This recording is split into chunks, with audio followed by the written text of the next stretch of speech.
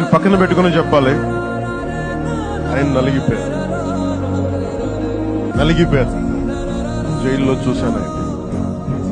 పాపం భువనేశ్వర్ గారి బాధను చూశాను. నేను అనుకున్నాను, అమ్మ మీరు కన్నీళ్ళు పెట్టుకోండి, మంచి రోజులు వస్తాయని చెప్పిన మంచి రోజులు వచ్చాయి.